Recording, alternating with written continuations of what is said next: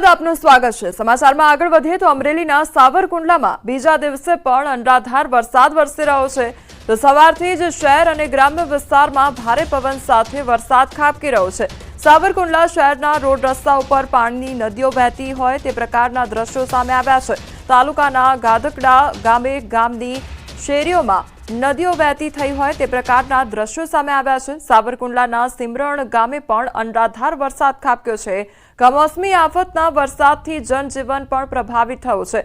તેમજ વરકુંડલા પંથકમાં ભારે પવન અને સાવરકુંડલા પંથકમાં પણ ભારે પવન અને વરસાદથી ગ્રામ્ય વિસ્તારોના કેટલાક ભાગમાં વીજળી ગુલ થઈ ગઈ છે।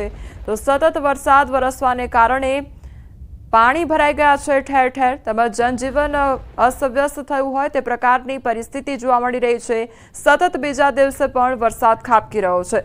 સંવાદદાતા રાજન અમારી સાથે જોડાઈ ગયા છે। રાજન, અમરેલીમાં સતત 2 દિવસથી વરસાદ ખાબકી રહ્યો છે, અત્યારે કયા પ્રકારનું વાતાવરણ છે? કોમલ, આમ તો વહેલી સવારથી સમગ્ર અમરેલી જિલ્લામાં વરસાદી માહોલ છે અને મોટા ભાગના તાલુકાઓમાં વરસાદ સારો એવો છે।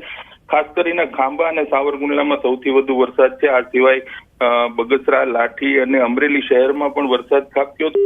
જે રીતે હવામાન વિભાગની આગાહી હતી એ જ અનુસાર વરસાદે અમરેલી જિલ્લામાં એન્ટ્રી કરી છે અને કેરી પકવતા ખેડૂતો માટે ખાસ તો મુશ્કેલી ઊભી કરી રહ્યો છે વરસાદ। જી કોમલ। રાજન, જે પ્રમાણે સતત વરસાદ વરસી રહ્યો છે અને રોડ રસ્તા પર જાણે નદીઓ વહેતી હોય તે પ્રકારના દ્રશ્યો છે, એટલે લોકોને કયા પ્રકારે સાવચેત રહેવા માટે કહેવામાં આવી રહ્યું છે? કોઈ તંત્ર તરફથી અપીલ કરવામાં આવી છે અત્યાર સુધી? કોમલ, હજુ સુધી તંત્ર દ્વારા કોઈ સત્તાવાર અપીલ કરવામાં આવી નથી, પરંતુ જે રીતે વરસાદની પેટર્ન છે અને ખાસ તો ભારે પવન ફૂંકાઈ રહ્યો છે એટલે સ્વાભાવિક રીતે લોકોએ સાવચેત રહેવું પડે। કારણ કે ગઈકાલે પણ સાવરકુંડલામાં એક વૃક્ષ ધરાશાયી થવાની ઘટના બની હતી। ખેડૂતોને પાક છે જે તૈયાર થઈ ગયો હોય તે ઘરે લઈ જવા માટેની ખેતીવાડી વિભાગ દ્વારા સૂચનાઓ આપી દેવામાં આવી છે, પરંતુ જે રીતે વરસાદ વરસી રહ્યો છે અને આગામી 4 દિવસ હજુ સુધી જે આગાહી છે તે મુજબ આ ખૂબ મુશ્કેલીનો વરસાદ સાબિત થાય તેવું લાગી રહ્યું છે। કોમલ જી રાજન, સમગ્ર માહિતી બદલ આપનો આભાર। સુરત શહેરમાં ધોધમાર વરસાદ ખાબકી રહ્યો છે। વહેલી સવારથી શહેરમાં વરસાદ ખાબક્યો છે। જહાંગીરપુરામાં વરસાદી પાણી ભરાઈ ગયા છે। મોરા ભાગળ નજીક વરસાદી પાણી ભરાઈ ગયા છે। રોડ રસ્તા પાણીમાં ગરકાવ થતા વાહન ચાલકોને મુશ્કેલીનો સામનો કરવો પડી રહ્યો છે।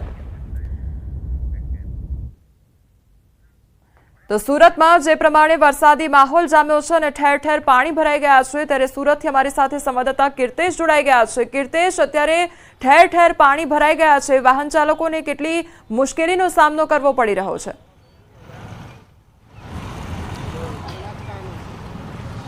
બિલકુલ, હવામાન વિભાગે જે રીતે આગાહી કરી છે, આગાહીને લઈને મોડી રાત્રે શરૂ થયેલા વરસાદે ધમાકેદાર બેટિંગ કરી છે। દ્રશ્ય જોઈ શકાય છે, સુરતથી ઓલપાડ જતો આ રોડ છે અને રોડની સાઈડ ઉપર જે મંદિર છે, મંદિર પાસે પાણી ભરાતા મહાનગરપાલિકાની ટીમ પહોંચી છે પાણીનો નિકાલ કરવા માટે। કારણ કે આ એ જગ્યા છે કે રોડનો નીચાણવાળો ભાગ છે, ડ્રેનેજનું પ્રી મોન્સૂનની કામગીરી ચાલતી હતી, જેને લઈને અહીંયા કામગીરી દરમિયાન આઉટલેટ બંધ કરવામાં આવ્યા હતા અને વરસાદ વરસ્યો છે, જેને લઈને પાણી મોટા પ્રમાણમાં ભરાયું છે। દ્રશ્ય સીધા જોઈ શકાય છે।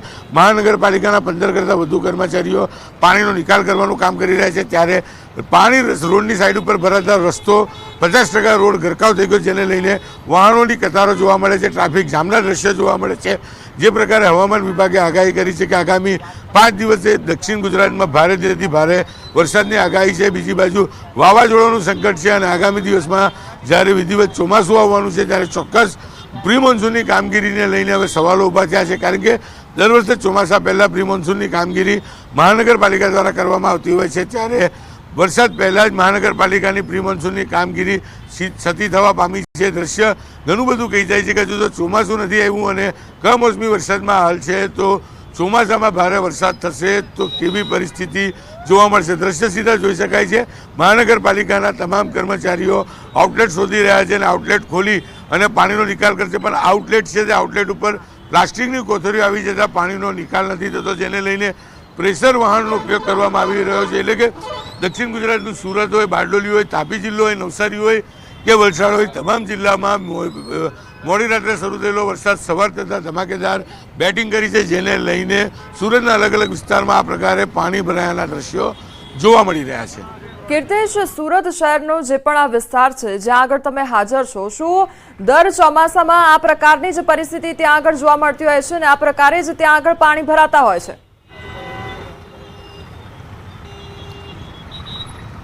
મેં પહેલાં જ કીધું એમ પ્રી મોન્સૂનની કામગીરી ચાલી રહી છે અને અહીંનો જે આઉટલેટ છે એ તાપી નદીમાં છે કે આઉટલેટ બંધ રાખવામાં આવ્યો હતો અને એની અંદર રહેલું પ્લાસ્ટિકની સાફ સફાઈ કરવામાં આવી હતી અને જે રીતે વહેલી સવારે ધમાકેદાર વરસાદ થયો છે જેને લઈને પાણીનો ન નિકાલ થતા જગ્યા પર પાણી ભરાયા છે. દ્રશ્ય જોઈ શકાય છે કે રોડની સાઈડ ઉપર પાણી ભરાયું છે અને હવે આઉટલેટની અંદર મોટા પ્રમાણમાં પ્લાસ્ટિક છે એટલે કે પ્રેશર ગાડીથી પ્રેશર મારવામાં આવશે જેને લઈને પ્લાસ્ટિક નદીમાં નીકળી જતાં પાણી ગણતરીની મિનિટોમાં ઉતરી જશે. કહી શકાય કે સમગ્ર વિસ્તારમાં પ્રી મોન્સૂનની કામગીરીને લઈને પાણી ભરાયા હોવાનું અધિકારીઓનું કહેવું છે. રોડની સાઈડ છે અને સાઈડ ઉપર જે રીતે પાણી ભરાયા છે ત્યારે આઉટલેટ શોધી લેવામાં આવ્યો છે અને હવે પ્રેશર ગાડીથી પ્રેશર મારે છે એટલે કે જે આઉટલેટ છે આઉટલેટમાં જે કચરો છે કચરાનો નિકાલ થતાં પાણી ગણતરીની મિનિટોમાં પૂરું થઈ જશે. પણ આ પ્રકારની સ્થિતિ સુરતમાં જોવા મળતી હોય છે ચોમાસામાં, કારણ કે જે આઉટલેટ છે તેના કરતાં વધુ વરસાદ વરસતો હોય છે જેને લઈને પાણીનો નિકાલ નથી થતો. પરિણામે આ પ્રકારના દ્રશ્યો અને પાણી સુરતમાં જોવા મળતા હોય છે. ખાસ કરીને હવામાન વિભાગે આગામી 5 દિવસની આગાહી કરી છે ત્યારે આ પ્રકારના દ્રશ્યો હવે ઠેર ઠેર જોવા મળશે. એટલે કે ચોક્કસ કહી શકાય પ્રી મોન્સૂનની કામગીરી હજુ સુધી તંત્ર દ્વારા કરવામાં નથી આવી અને જે કરવામાં આવી છે તે માત્ર કાગળ ઉપર કરવામાં આવી છે. જે કીર્તેશ, સમગ્ર માહિતી બદલ આપનો આભાર. તો સુરત શહેરના આ દ્રશ્યો સામે આવ્યા છે કે જ્યાં